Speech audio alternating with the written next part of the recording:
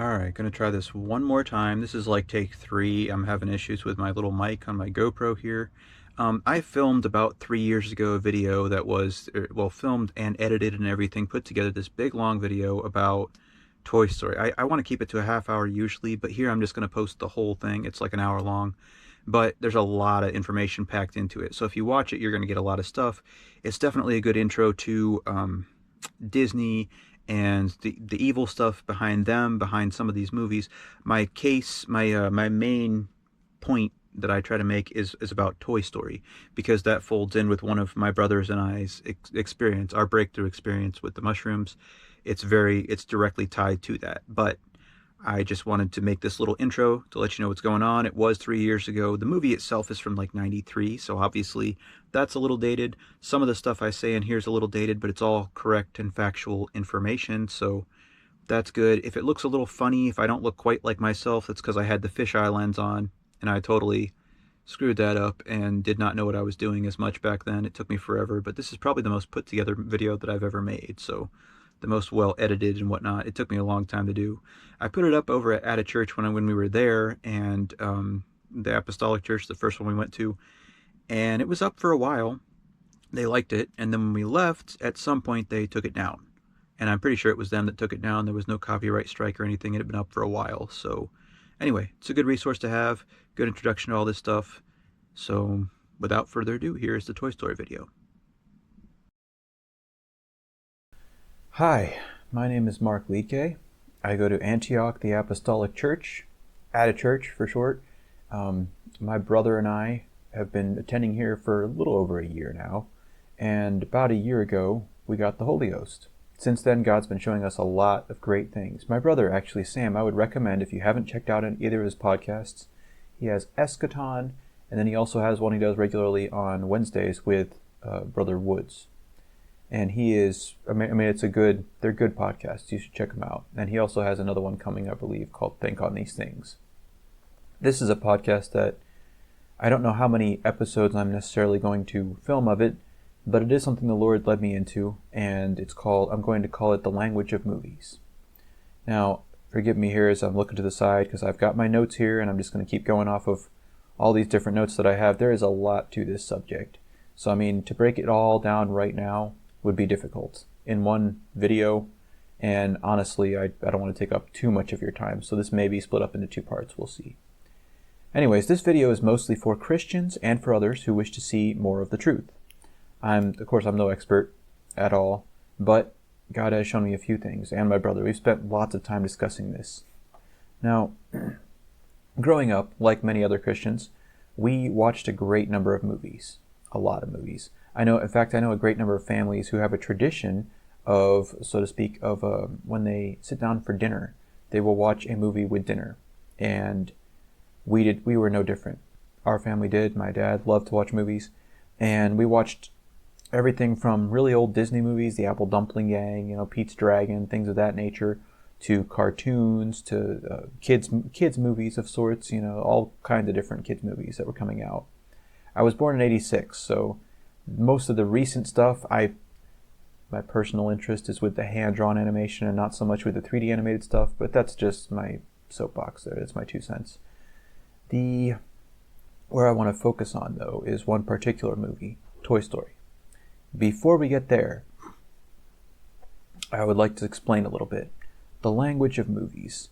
There is a lot of symbolism, a lot of hidden messaging, and a lot of agendas everywhere. And I'm talking in broad strokes here in general. In music, you see it everywhere in all kinds of, or you hear it rather, in all kinds of musical artists, pop artists nowadays. They have all kinds of songs that things are happening. If you want to look into that, it's not hard to find. There are people who are compromised, who are working for the devil, and very obviously, they've made deals, they've done all kinds of things, sacrifices, you name it, it's been done in the music industry. And that is also part of the reason why I'm doing this, because a lot of parents don't realize some of the danger with watching certain things. I'm not going to say all movies are bad, I'm not going to say all kids' movies are bad, but there are some that are certainly, they have hidden meaning that you don't realize. When you just put it on for your kid, absentmindedly, there are things going on. In the art world, there's a lot of symbolism in the art world. If you look at even just something like in Colorado, I can't remember which airport it is, but there's an airport in Colorado that actually has a lot of paintings in there, and tons of symbolism about the world, about children, about, let me see here, mixed racial things being mixed, gas masks, a Nazi-looking soldier. It's a lot of weird symbolism that seems to have some kind of meaning and pointing to something. But that's just one very small example. That whole airport has a lot of weird stuff going on. Advertisements, we get it in the media all the time. There's the news. They want to spread their own agendas, their own messages. And by now you should know, the news in general, the large major media outlets are wrong on a lot of stuff. They will present a skewed version of reality, a skewed version of facts even, to try and sway you to an opinion that you didn't come up with yourself. You're just going off of misinformation, basically. But in advertisements, there's a lot. In Hollywood, on TV, movies, etc. You look back to things like the Illuminati, people who, and in the music industry, there's crossover with this. They'll cover one eye. They will do the one eye symbolism where they'll put this over their eye, which means 666. There's 3 fingers up. There's a lot of those kind of stances and things that people do, artists, and it's just, though our world is fraught with it. It is everywhere. So I submit that it is also in children's movies. Now, for children's movies, if we go back to old stories, cautionary tales, and symbolism, by the way, I must recommend, Jordan Peterson is one who talks a lot about symbolism and things of that nature in old stories, in movies. He talks about, Pinocchio is probably one of his more popular ones. Talks about the symbolism behind Pinocchio and the things that happen in the story. For instance, his father goes down into the depths in the belly of a whale. Pinocchio goes down to symbolically raise his father from the depths, from the dead, in order to triumph over evil, triumph over death here, and it's a pretty in-depth story, to be honest. It's more so than we give it credit for. But he has all kinds of good videos like that. Jonathan Pageau, however, is probably one of the better ones I've seen. He talks about how everything in our world these days is symbolism. And it all comes back to symbolism. And it's very biblical. Our world is very biblical because of that. There are things going on for and against the cause of Christ, and it's all very, very well announced. If we're going back in history, taking a look, in Europe, there are lots of old European tales, which is where Disney got a lot of his old stories, actually, from which I think children's movies in general kind of became very popularized. There were certainly cartoons before that. However, the ideas of things like Snow White and the Seven Dwarfs, I don't know about Bambi, but Pinocchio, a lot of these are staples now. However, they were at one time European folktales. European folktales are often cautionary tales, like Hansel and Gretel, things of that nature. Don't go into the woods. They're based on these ideas that we don't really talk about much anymore because it was more relevant at the time. Some of it has to do even with demons. Some of it has to do with other entities and things of that nature. But that's where a lot of these old stories and cautionary tales come from. Now, as we all know, as Christians, we should know this. Truth equals reality. God's truth is reality because He created it. He created it. He created truth. He created reality, and all reality reflects Him. The Bible says very clearly that God is truth. God is love. God is truth. And reality itself reflects Him and glorifies Him. Therefore, we are His creation, and He has created us to also recognize truth. So when you watch or hear a story of some kind, you know automatically if it's a good story, so to speak, because it resonates and it sounds good. There are stories that deviate from a proper biological built-in structure, and they're forgotten over time because they're not part of God's design of truth. You can point to many different examples, but we all know the ending to a certain movie that we've watched at some point, or the ending to a book somewhere, that just did not compute. It didn't agree with everything. It defied all the odds. The hero didn't win, so to speak. They were trying to buck the narrative and go with something else. For examples here, I guess, I will give the Rescue the Princess example. That motif is recurring theme. And it originally, you can see it everywhere. In Disney stuff, let's go with Sleeping Beauty. There is Cinderella. There's even, if you go back to Popeye. Popeye has this same narrative where he goes to rescue Olive Oyl, his girlfriend, from Bluto. There's a bad guy, there's a protagonist, there's an antagonist, and the protagonist needs to win over the antagonist in order to save the female character, the princess. So, very common recurring story, and we all like the happy ending to that because God's put that in us. That is a common recurring form of truth. Now, why is that specific form of truth, why is that recurring pattern, so to speak, popular? Why does it sound good? Why does it resonate with us? Well, if we go back to the Bible, one possible reason for that is because originally it relates to the biblical narrative. If you look back at the Bible, Jesus came to this earth. He died for our sins and to save us. And who did he come to save? Sinners, lost souls. But all of those people make up the body of the church, which is symbolically referred to in the Bible as his bride, as the bride of Jesus. Again, right there, that's just one example in the Bible. It is recurring over and over in the Bible as well, but that's just one example of rescuing the princess, if you will. We are in need of rescue because we're here stuck in this earth. We're not helpless. God gave us power from on high. There's all kinds of things that happen there. There's a lot of other verses to go into there, honestly. But although we're not helpless, we are in need of God's salvation. Salvation has not been completed yet within us because we've accepted God. Many of us have received the Holy Spirit, things of that nature. Our lives are changing, have changed. However, we're still in this earth. We're still in an imperfect, corrupt, broken world. So until God comes back, until Jesus comes back for us and rescues us, we're still kind of a princess in distress, if you want to look at it that way. Now, the hero's journey is another one of these motifs I was gonna mention here. The Lord of the Rings is a good example of that because obviously Frodo and Samwise and the Fellowship of the Ring, arguably, they took this long, long journey. The hero's journey is another common one where one protagonist or two or however many takes a journey, a really, really long journey of self-discovery, of victory, all kinds of things. They go through all kinds of tribulation, trials, hardships, and they come out on the other side with the happy ending that we all recognize to be true and good, where they have conquered evil. They've conquered their own fears, they've conquered something, and they've learned a lot of things through it. I'm looking at Lord of the Rings, but if you go into the Bible, there are plenty of examples of this in the Bible. Samson was one. He overcame a lot of stuff. He had God-given talents and abilities. He was very, very strong, supernaturally so, and he ended up overcoming a lot of things for God's purposes in order to save Israel, to judge those who were oppressing Israel, shall I say. King David's probably a little bit better of an example because he starts out as a little shepherd boy. And his first big encounter with anybody that is against God is Goliath, David and Goliath. And we all know that story and how it turned out. David ends up slaying Goliath, the enemy of God's people, who is blaspheming God right and left. And that is his intro to everything. That gets him introduced to the king. The king Saul then takes him under his wing. He makes him his favorite. He has him play the harp for him. Many great things happen after that for David. And he has this slow ascent to where eventually he becomes king. Through a great many things, a great many trials, tribulations, many years go on and off, his kingship, if you will, his term as king, ends up being, some good, some bad, fraught with difficulty as well, but God brings him through it. So it's a very long, drawn-out hero's journey that you could say is a pattern or archetype that occurs in his story as well.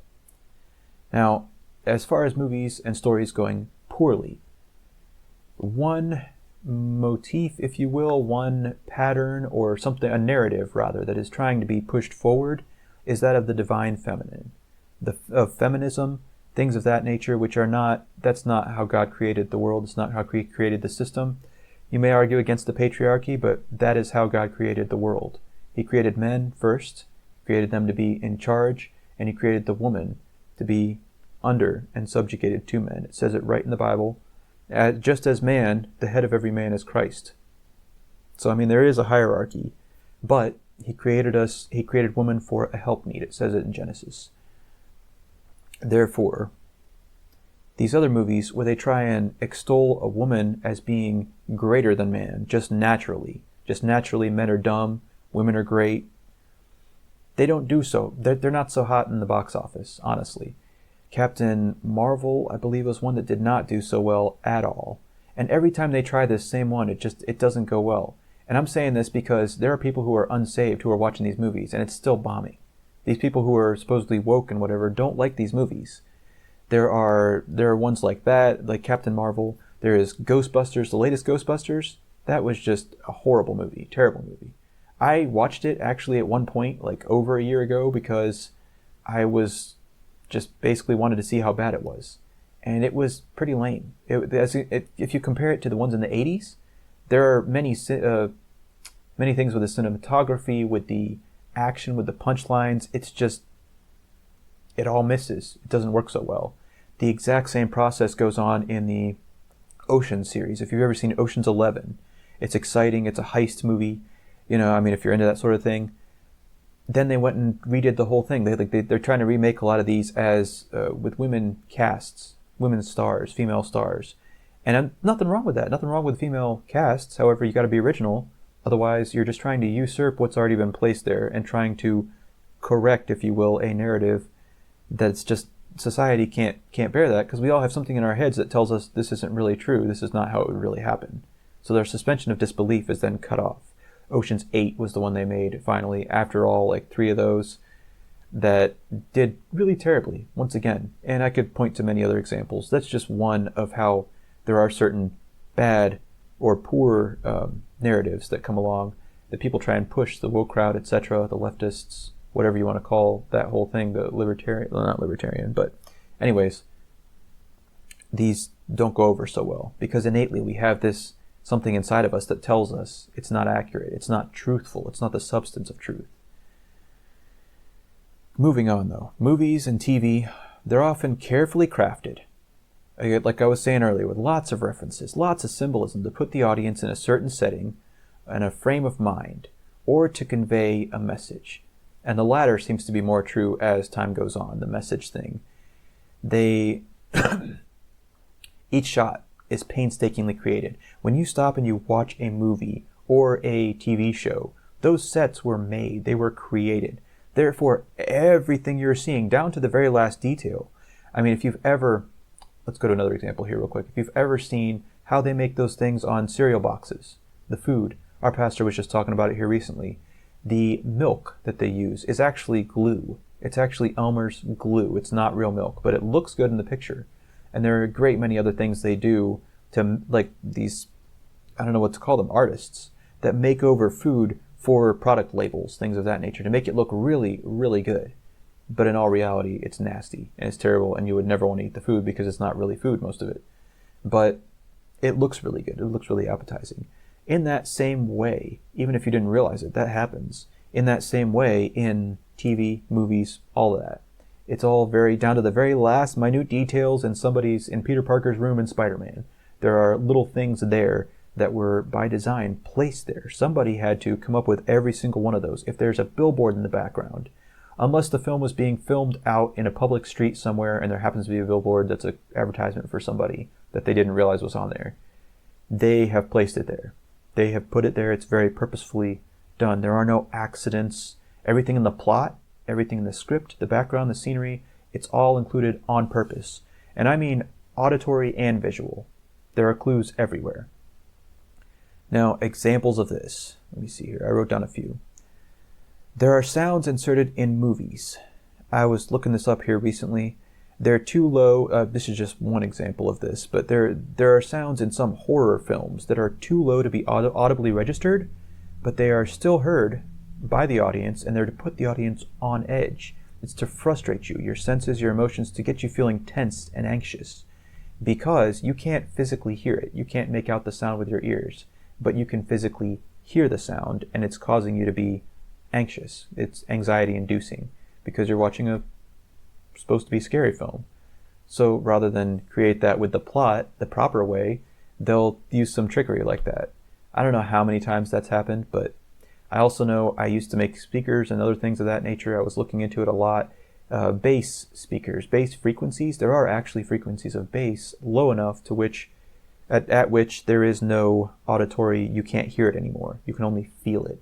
And you can actually upset someone's stomach. You can do all kinds of different things with those low frequencies. And you don't even realize it's happening. Product placement. There is a lot of product placement in movies, in TV shows, all kinds of things. You'll see someone drinking Mountain Dew, you'll see someone eating pizza, you'll see someone doing any number of things.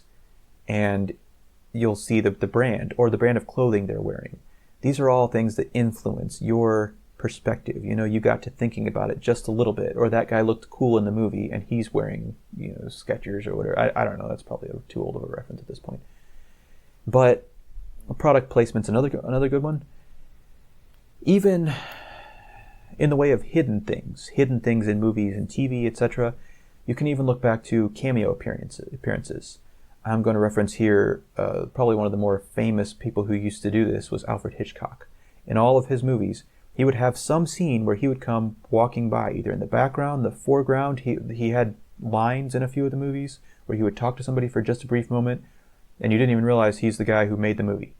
So, or maybe you did, if you saw his TV show or saw his image somewhere.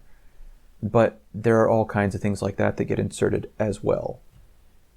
Now, as for another example of just something that is fraught, a good example, prime example of a movie that is fraught with symbolism, The Matrix. I'm throwing that out there because just about everybody has seen it. It is a very popular movie, and it's not hard to pick apart, so to speak, or to look into it. It's not a bad movie as far as movies go, I guess. I'm not going to say it's a great movie, but it is arguably one of the better well-constructed movies. I'll say that. It's very carefully constructed. For examples, again, with everything having symbolism, there is a book that Neo opens at the beginning.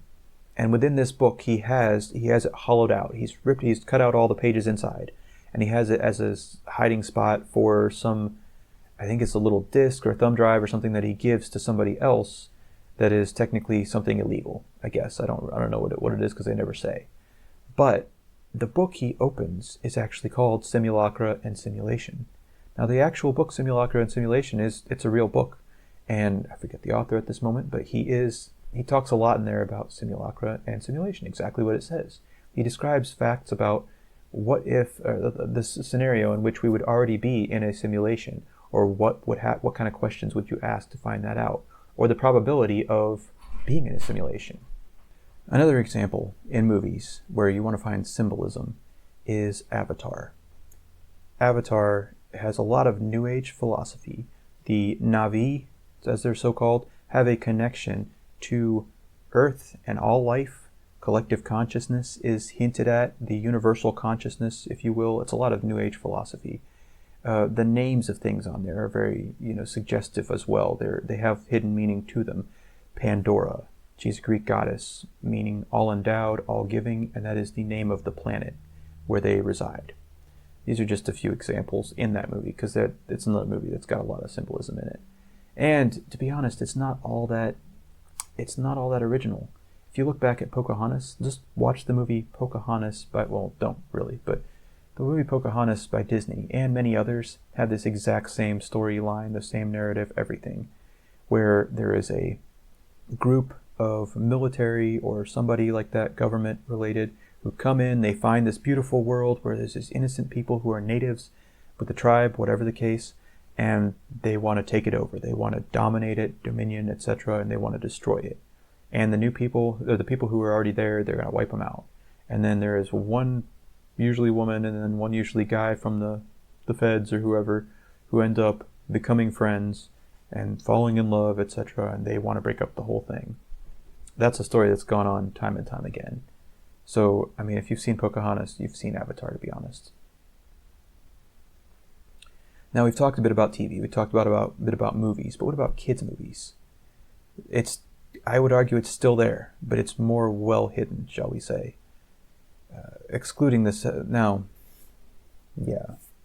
going to exclude sexual innuendos, because, to be honest, there are quite a few of those in Disney movies and other movies for kids. And I don't want to make this that kind of a video, honestly. But there are quite a few sexual innuendos in these things, which is worrisome. All you have to do is Google search that. Google search those in Disney movies, and it's very easy to find. Little Mermaid's probably a prime example there.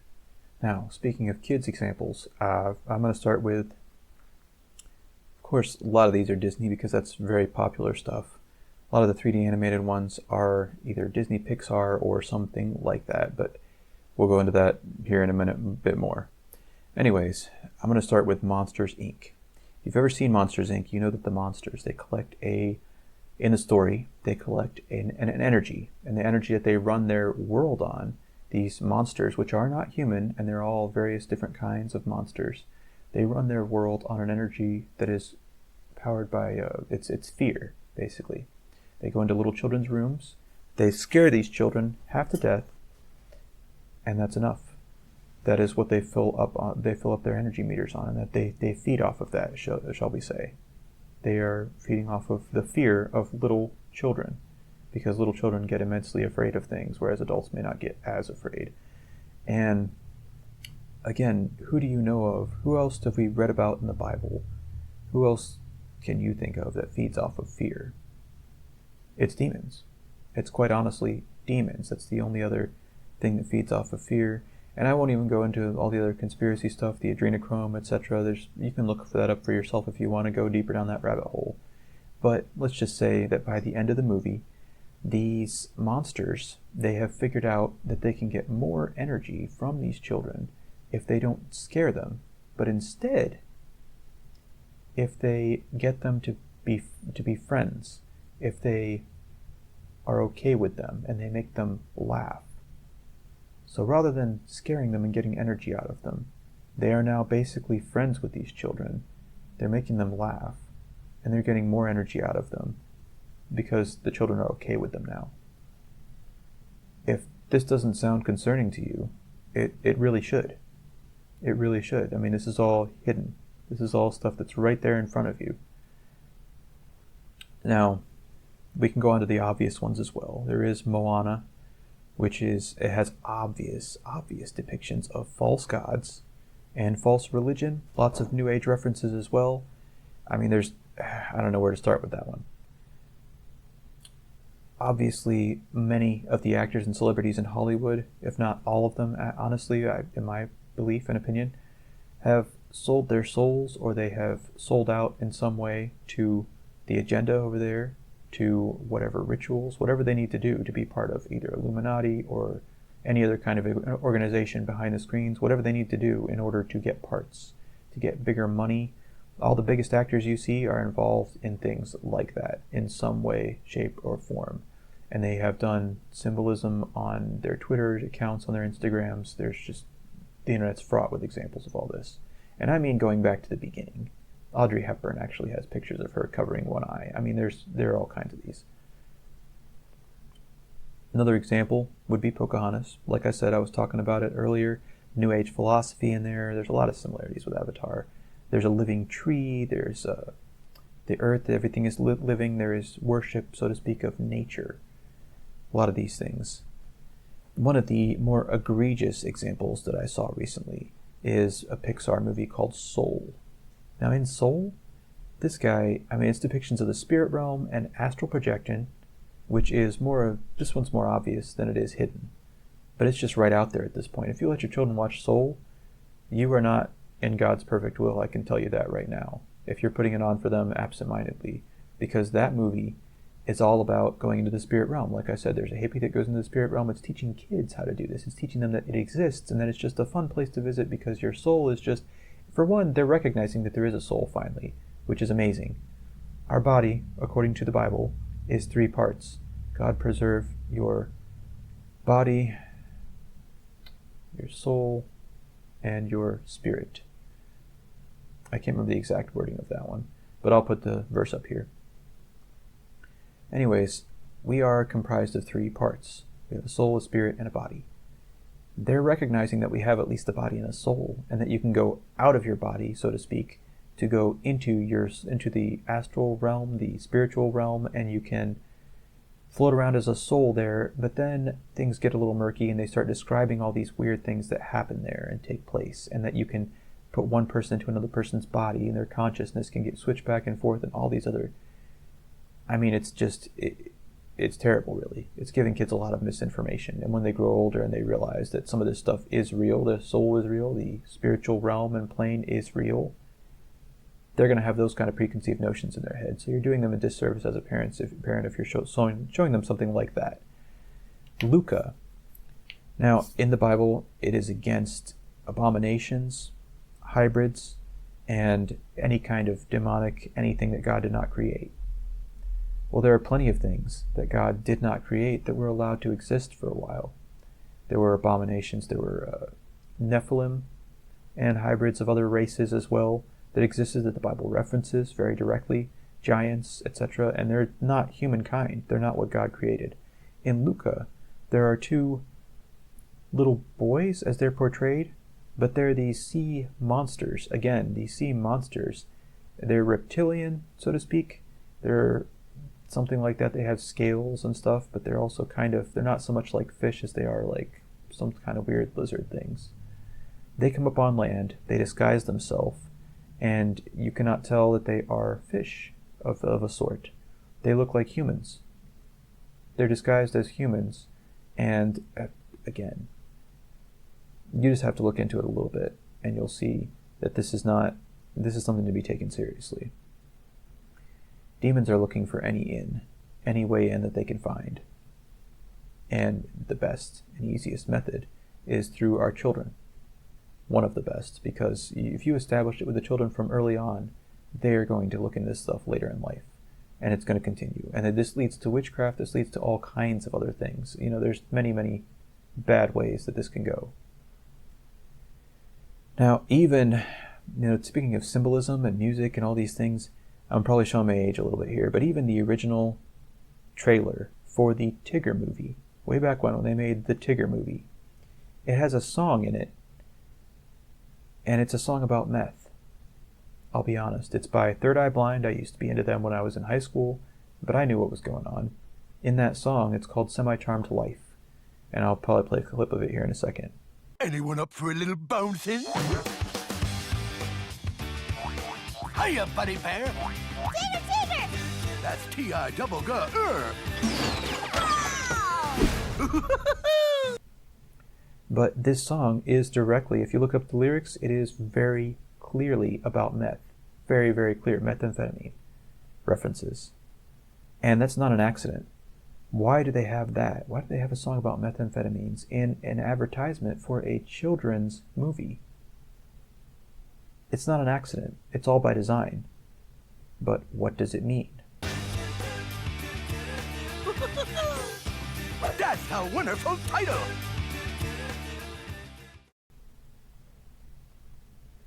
As Christians, we are called in the Bible to be wise as serpents, gentle as doves. Well, if God calls us to be wise, then we should know what our children are watching. We should know what we're watching and be careful what we're letting into our eye gates, into our ear gates. We should be careful what we're doing, what we're digesting. Because if it's not God's word, we have to question it and make sure that it's on the up and up. Now, as a Christian, I know that I know for a fact there is a spiritual realm. And I know that demonic activity is very, very real. But there are a good number of Christians that don't take the area of entertainment seriously enough. Hollywood, like I said, has been compromised from the very beginning, and most celebrities in general have been involved with everything from secret societies and satanic cults to child trafficking and outright Satanism. You just got to do a few searches and you'll find it. There's a few quick examples I have here. Marlene Dietrich, if you know anything about her, she's a very old, was an actress way back when. She was kind of pretty, and she was German, I believe, spoke with this accent, and a lot of guys liked her accent way back when. But she was definitely involved in seances, in direct, straight up, trying to contact demons seances. Jay-Z and Beyonce in the music industry, they admit to being Beyonce admitted in several times in interviews she takes on a different personality when she gets on stage and is essentially possessed. That is exactly what's going on there. She's just basically said it out. Eminem is another one. He raps about alternate personalities. It's very clear in a lot of his music. He said the same thing in interviews as well.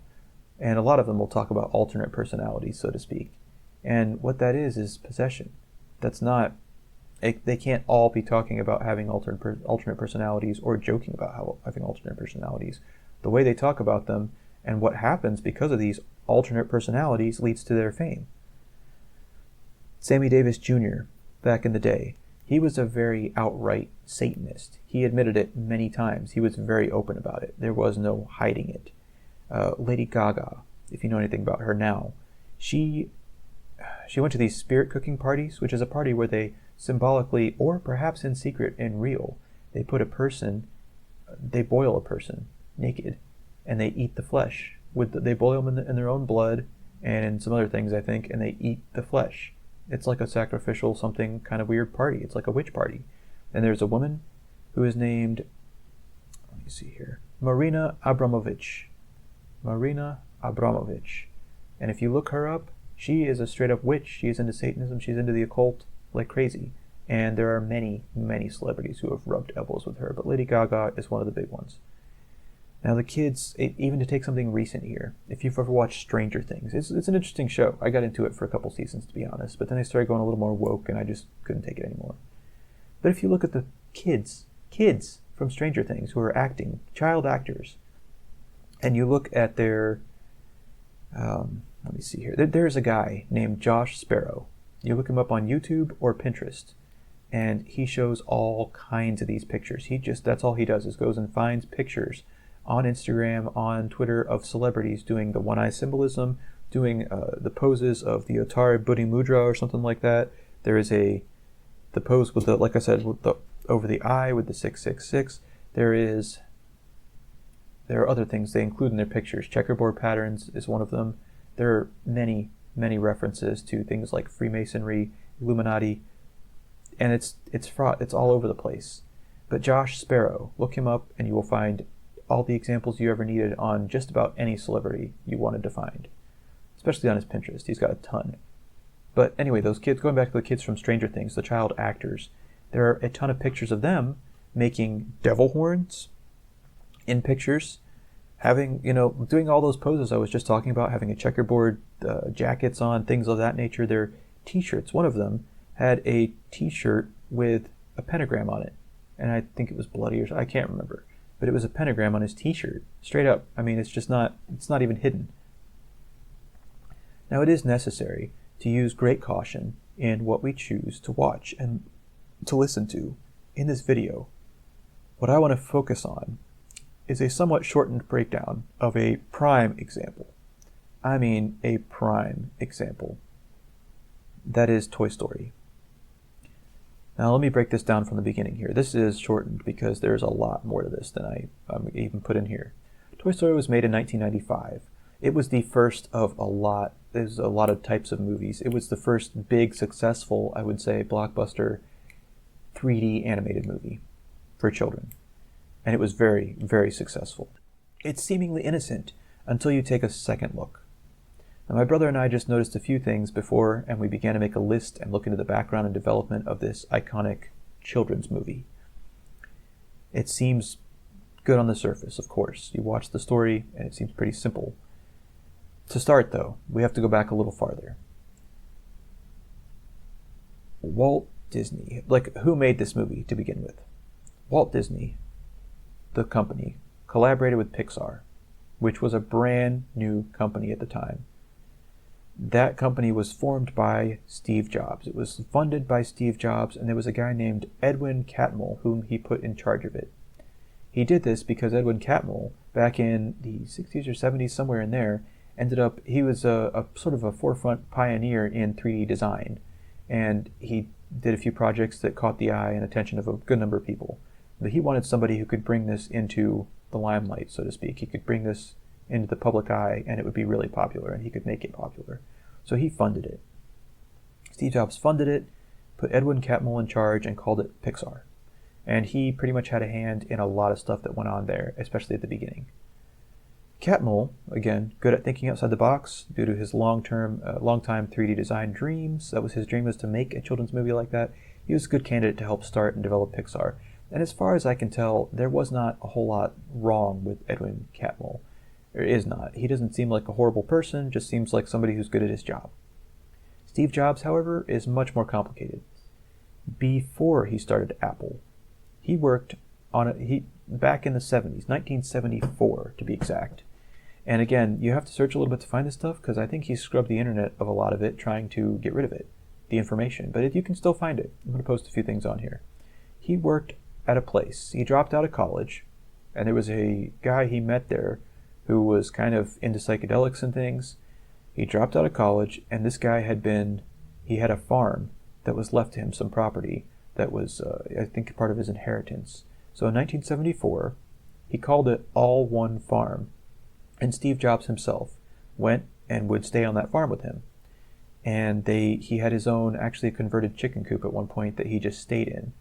And basically a ton of hippies came by, kept coming throughout the years, and it was like a hippie commune. That's exactly what it was. They referred to it as a hippie psychedelic pilgrim commune, to be honest. And for a couple of years, he was there. He did lots of acid, lots of LSD, which he later cited as a source of inspiration in developing the iPad and numerous other things. Now, Steve Jobs' girlfriend from around this time helps to corroborate his interest in spirituality and his egotism. There are memoirs about taking LSD with him and how weird he got, how much control he was trying to exert over her. All of this is in books. It's all very well verified and documented, mostly. Now, on top of that, when he first started Apple, he only started Apple a couple, 2-3 years after that. 2 years, to be honest. It looks like here from what I've got in my notes. His ability, even, when he was making presentations on the Apple I, his ability to mesmerize the audiences has long been referred to as a reality distortion field. If you look that up in Wikipedia, there is a whole page on it. Even Steve Wozniak, the guy who worked with him to start the company and arguably designed and made the first Apple computer, mostly, had a huge hand in it anyways. He's still around. But even he refers to that effect that Jobs had on audiences as a reality distortion field. Personally, I think it's something demonic. It's something that's going on. If you watch some of these videos, people are going nuts. People are screaming their heads off, and just going crazy over something because they don't have it yet, and Steve Jobs is like the guru, the king, who's giving it to them. It's the weirdest thing. I don't understand it.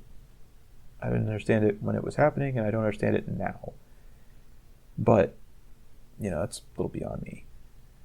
Anyways, Steve Jobs and Bill Gates were friends from early on as well.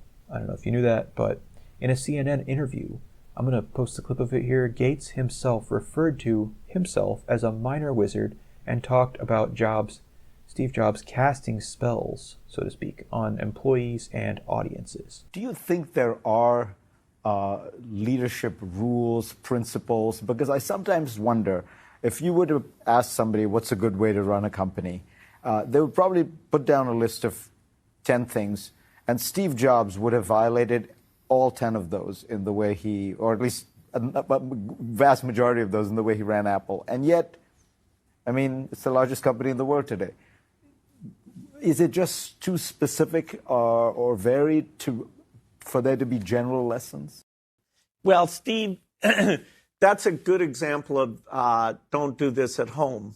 That is, it's really easy to imitate the bad parts of Steve, of at times being an and it is, I have yet to meet any person who, in terms of picking talent, hyper-motivating that talent, and having a sense of design of, this is good, this is not good.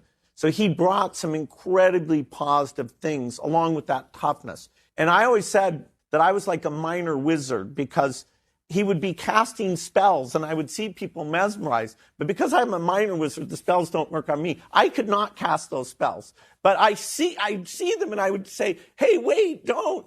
You're going to work even more than I would ask you to. This is crazy. Or like when he did the Next introduction, which is a computer that completely failed. It was such nonsense, and yet he mesmerized those people. Oh, yes, million by a million and black cube and all this stuff. And I was like, wait a minute, that spell should not work at all. It doesn't have any reality to it. So Steve is a very singular case where the company really was on a path to die, and it goes and becomes the most valuable company in the world with some products that are really quite amazing.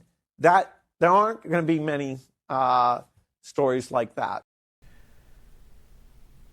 Now that's no coincidence. These things are no coincidences that he's referring to it in terms of magic, etc. These things don't happen. These things all happened for a reason. Now we look at the company of Apple itself. The very first Apple computer came out in 1976. It was very ambitious, very financially risky, so to speak. There were only 24 handmade models that they did themselves because they were kind of poor at that time, kind of broke. But Steve Jobs sold it with confidence. Again, reality distortion field, and investors and consumers just ate it up. They bought into it immediately. Immediately. I mean, it was like nothing else. It sold like crazy. The original ad had a ton of symbolism in it. A ton. I'll post parts of that on here too. Today we celebrate the first glorious anniversary of the information purification directives. We have created, for the first time in all history, a garden of pure ideology, where each worker may bloom, secure from the pests of a contradictory thoughts. Our unification of thoughts is more powerful a weapon than any fleet or army on earth. We are one people, with one will, one resolve, one cause. Our enemies shall talk themselves to death, and we will bury them with their own confusion. We shall prevail. On January 24th, Apple Computer will introduce Macintosh. And you'll see why 1984 won't be like 1984. Inspirational. It was well-recognized music that was in it. The Chariots of Fire theme. It was a life-changing product. That's how it was booked. That's how it was advertised. There's a reference to 1984, the George Orwell story, and a dumbed-down audience in the commercial being hypnotized and the spell being broken by Jobs with the Apple computer. Again, there's just so much symbolism here. It's uncanny. The original, it can't be coincidence. The original price of the Apple I, the original price of the Apple I computer was $666.66. Yeah, I'm sure that's a coincidence. The logo for Apple itself is an apple with a bite taken out of it. If you know anything about symbolism and you've read your Bible, this symbolizes, the fruit in the Garden of Eden was not an apple. However, what the apple has been long used to symbolize is that fruit. And having a bite taken out of it, it symbolizes forbidden fruit, forbidden knowledge being tasted, like he tasted of the forbidden knowledge. This is another one of those poses that Josh Sparrow puts in a lot of his videos, a lot of his references, where people will take a bite out of an apple and they will take a picture with it. It's just another one of those common poses. Now, although Steve Jobs is only credited briefly in this movie, getting back to Toy Story, although he's only briefly credited in the movie, his influence and his funding are definitely behind it. Having established that, and having established who Steve Jobs was and what his interests were, he was very domineering and controlling and had all kinds of probably occultic influences, to be honest, because he did a lot of acid. And he communed with things. There are many things about that in the memoirs. But here are some interesting points about Toy Story. Now, to begin with, although it was a film claiming to be marketed to 90s kids, the nostalgic element, something that does not make sense about it, is that the nostalgic elements definitely spoke to an older generation, a much older generation. When it came out, I understood and got some of the jokes and recognized some of the toys because my grandparents had those toys still that they had saved from their children. That's the only way I knew some of these toys. So it's not marketed to the kids from when it came out in 95. I believe it said 95. But there are also many other, like I said, I'm not going into it a ton, but there are many adult jokes and innuendos in a children's film. It doesn't seem to have space there. That's not a good thing to have in a children's film. It is booked as a children's film too. You can take it seriously though, because it's not. It's definitely marketing to adults.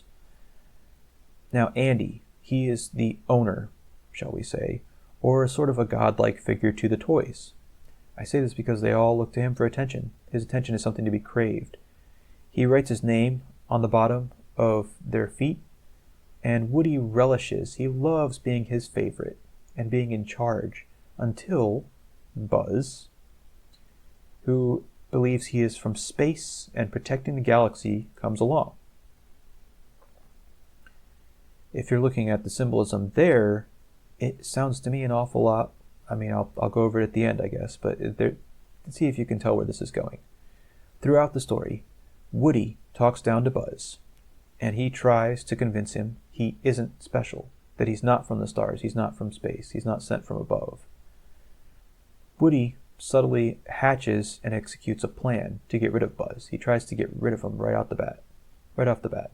He only tries to save Buzz, so to speak, in order to save himself and his reputation, while simultaneously attempting to establish his dominance in the hierarchy under the guise of friendship.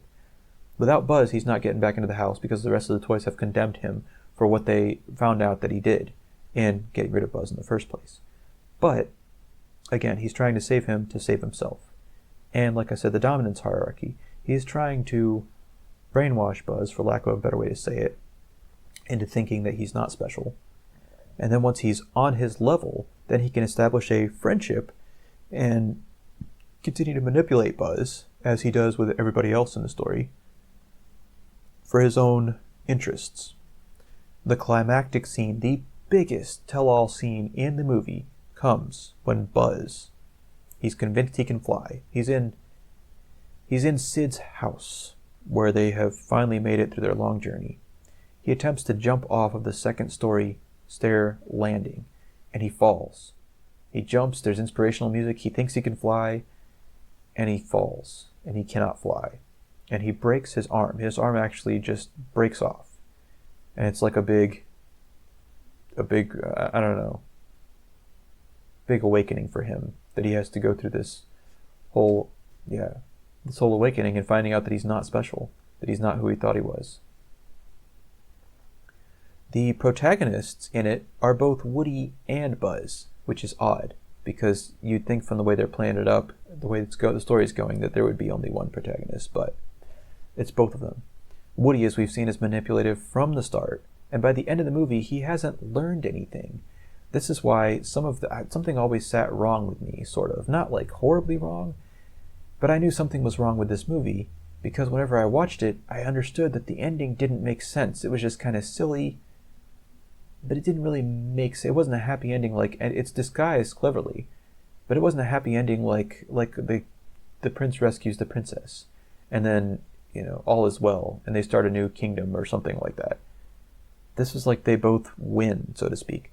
Buzz, in the end, is forced to accept the truth that he isn't who he thinks he is, and that he must adapt. Despite actually flying toward the end, he's been brainwashed. He even says in that scene that he's flying, or Woody realizes and is like, "Oh wow, Buzz, you're flying. You're actually flying." And Buzz says, "No, I'm not. This is falling with style," which is something Woody had said earlier, symbolizing again that Woody, his grip over Buzz is complete, and his psychological grip is just, it's there. He has convinced him of something that is not the truth. The end feels off because it's deviating from what is established, from the patterns and stuff of truth that have been established in our world. Nothing comes to a complete resolution, shall we say. Buzz and Woody become pseudo-friends, but Buzz changed. Buzz changed and Woody did not. Woody is the same character, the same horrible character he was at the beginning. He's still manipulating. He's just glad to be back in the favor of Andy, back in Andy's presence. And Buzz is he's just a changed Buzz now. He's back in Andy's presence as well. But he's playing by Woody's rules. He's been brainwashed, as I said. So let's see if you guessed what I'm thinking on this one. This is both me and my brother's interpretation of all of this.